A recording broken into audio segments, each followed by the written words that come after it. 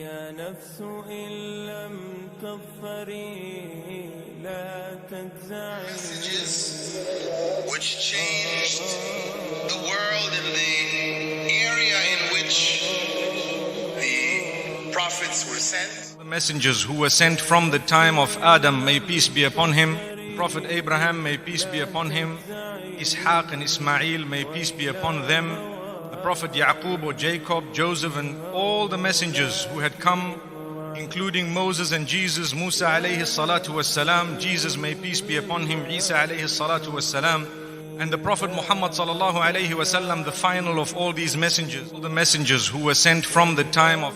And we ask the Almighty to bless all their companions and those who sacrificed with them. Those messages we know have changed, and even the prophets who brought them, their names are now lost.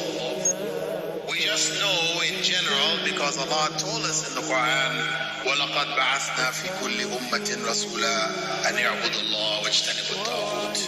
I've sent to every nation a messenger calling people to worship Allah alone and to avoid the worship of false gods.